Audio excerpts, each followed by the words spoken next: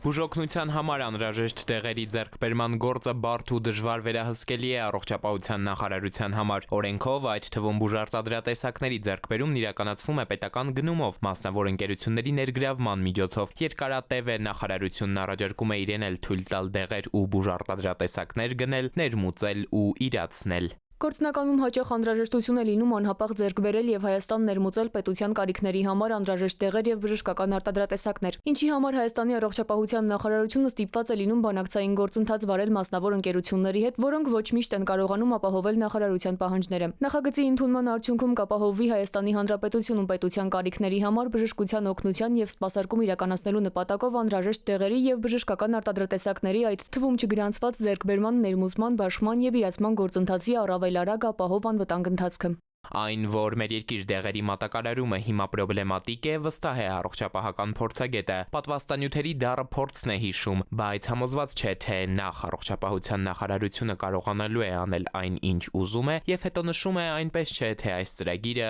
խնդիր է լուծելու։ Դուրս է գալի, որ կառավարությունը իդեմս առողջապահության նախարարության մտնում է մասնավոր սեկտոր ու դուրս է գալի մասնավոր սեկտորի մեծ մասը, բավականին մեծ մասը կփակվեն։ Ինքը մոնոպոլ դիրքով իր կարիքների համար դեղա գնելու։ Փորձագետի աչքն առնում է նաև չգրանցված դեղերի դրույթը, եթե նախարարությանը կարելի է, մյուսներին ինչու չի կարելի։ Այնուամենայնիվ, երկուսն է բուժման համար է, չէ՞։ Այսինքն թե դու գնում ես պետական հաստատությունում ես բուժվում, թե մասնավորում որտեղ վճարում ես, էլի բուժման համար է, այդտեղ երկակի ստանդարտներ է գործը։ Նախագիծն ի դեպ իրավական ակտերի հրապարակման միասնական հարթակում իդրավթում դեռևս միայն մեկ արձագանք է ստացել, 0 մեկնաբանություն։ Հանրային քննարկումը կտևի մինչև մայիսի վերջ։ Էդուարդ Պողոսյան, ժամը լրատվական։